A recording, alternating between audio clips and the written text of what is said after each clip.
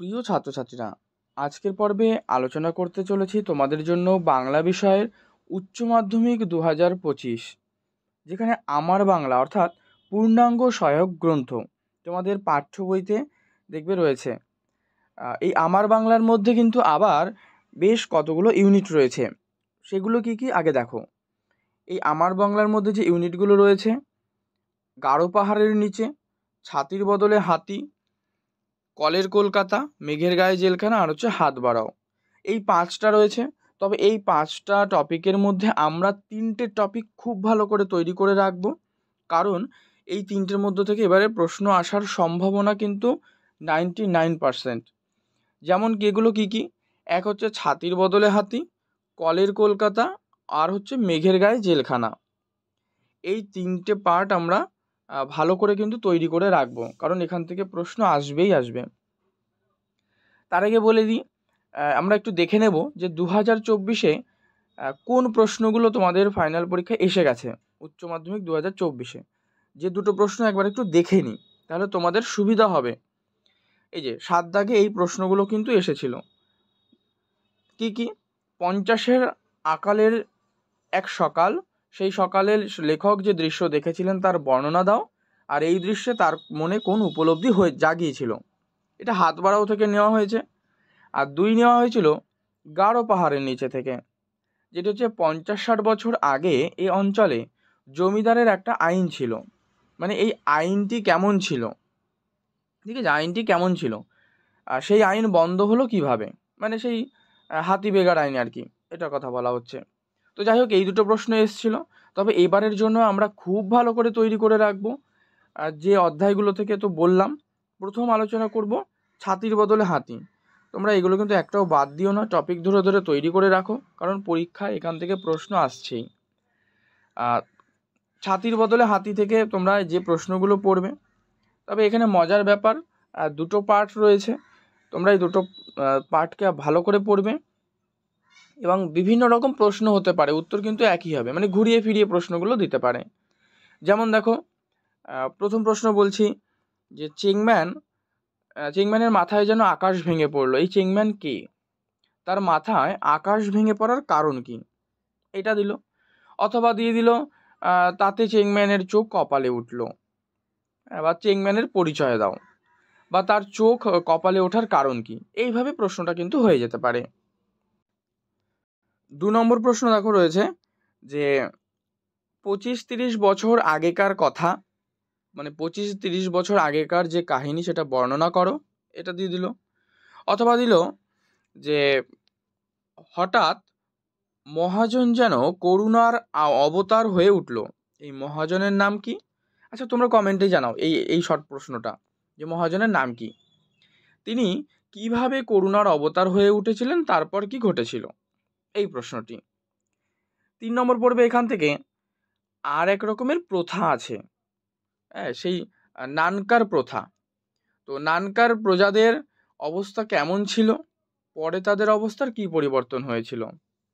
বা এই প্রশ্নটি হয়তো দিল যে আরেক রকমের প্রথা আছে, মানে প্রথাটি কি, আর এই প্রথাটার সম্পর্কে লেখো, এমনভাবেও দিতে পারে প্রশ্নটি।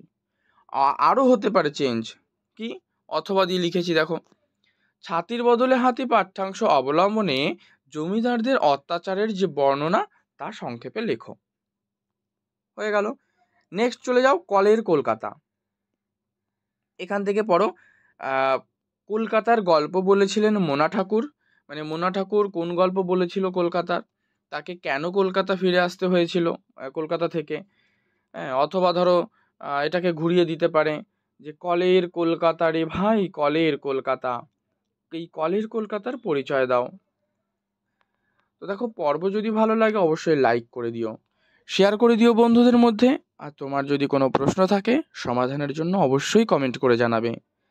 চ্যানেলে নতুন হলে সাবস্ক্রাইব করে পাশের বেল বাটনটি অল করে দিও। 2 নম্বর প্রশ্ন পড়বে কলের কলকাতা থেকে, লোকটা একজন 1 নম্বরের ভণ্ড। মানে লোকটিকে ভণ্ড বলা হয়েছে কেন? 3, কি বিচ্ছিরি শহর বাবা, এমন শহরে থাকতে আছে। মানে কোন শহরের কথা বলা হয়েছে, আর কখন বক্তার এমন মনে হয়েছিল।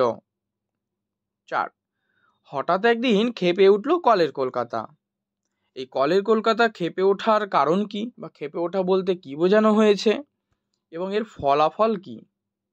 মানে এই যে কলের কলকাতা যে ক্ষেপে উঠেছিল, এই ক্ষেপে ওঠার ফল কি হয়েছিল? লাস্ট পড়বে এই অধ্যায় থেকে, এই লোকটার জন্য এতদিন গর্ব করে বেরিয়েছিলাম, লোকটিকে তার সম্পর্কে কেনই মন্তব্য। নেক্সট পড়বে মেঘের গায়ে জেলখানা। ঠিক আছে, এখান থেকেও 4টে প্রশ্ন দেখো, যেটা আসবেই তোমাদের পরীক্ষায়, নিশ্চিত আসবে। ভালো করে প্র্যাকটিস করে রাখো। দেখো এখান থেকে সবগুলো প্রশ্ন খুবই কিন্তু ইম্পর্টেন্ট, একটা প্রশ্নও বাদ দিও না। আজকে যে আমার বাংলা থেকে প্রশ্নগুলো বললাম তোমাদের, ঠিক আছে? তো দেখো প্রথম প্রশ্ন হচ্ছে, বক্সা জেলখানা কোথায় অবস্থিত, সংক্ষেপে তার বর্ণনা দাও। বা দিল মানে এর সাথে আরেকটা কোয়েশ্চেন, সেখানে কয়েদিদের উপরে অত্যাচার বর্ণনা করো বা পরিচয় দাও। 2, সাধুচরণ কে ছিলেন, তার পুত্রের নাম কি, তার সংক্ষিপ্ত পরিচয় দাও। নেক্সট, এরা সব সাধুচরণের অতীত, সাধুচরণ এদের ভবিষ্যৎ, এরা কারা, এদের মধ্যে উল্লেখযোগ্য কে, তার পরিচয় দাও। 4, এরা ছাড়াও জেলখানায় একদল অভিজাত শ্রেণীর কয়েদি আছে, সাধারণ কয়েদি ও অভিজাত কয়েদিদের মধ্যে কি পার্থক্য ছিল? প্রশ্নটা খুব ইম্পর্টেন্ট, এই সাধারণ কয়েদি আর অভিজাত শ্রেণীর কয়েদিদের মধ্যে কি পার্থক্য। বেসিক দেখো, সাধারণ কয়েদিরা কিন্তু মানে কি, যাদের কিন্তু শাস্তির পরিমাণ অনেক বেশি ছিল, এবং অভিজাত কয়েদিদের যারা দোষের পরিমাণ বেশি হলেও তাদের শাস্তি কিন্তু কম। আর সাধারণদের কি, দোষ কম হলেও তাদের শাস্তির পরিমাণ ছিল প্রচুর, এবং তাদেরকে সারা দিন রাত কিন্তু কঠোর পরিশ্রম করতে হতো। আর অভিজাত কয়েদিদের কি, তাদের কিন্তু বাবু বা আপনি বলে কিন্তু সম্বোধন করতেন। যাই হোক, 5 নম্বর প্রশ্ন দেখো, জেলখানায় অসহ্য লাগে অপরাধের তুলনায় শাস্তির এই হেরফের দেখে। এই দেখো এক্ষুনি যেটা আলোচনা করছিলাম, মানে কোন জেলখানার কথা বলা হচ্ছে, এটা কমেন্টে তোমরা জানাও দেখি। 1 নম্বর দাগ দিয়ে উত্তরটা লেখো, কোন অপরাধের কথা বলা হয়েছে, কোন জেলখানার কথা বলা হয়েছে। আচ্ছা, এর সাথে আরেকটি, অপরাধের তুলনায় শাস্তির হেরফের বলতে লেখক কি বুঝিয়েছেন। দেখো একটুখানি কিন্তু আমি জাস্ট আলোচনা করেই দিলাম, তো তোমরা অনায়াসে লিখতে পারবে।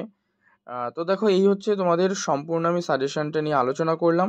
পর্বটি যদি তোমাদের ভালো লেগে থাকে অবশ্যই লাইক করে দিও, শেয়ার করে দিও বন্ধুদের মধ্যে, চ্যানেলে নতুন হলে অবশ্যই সাবস্ক্রাইব করে রেখো।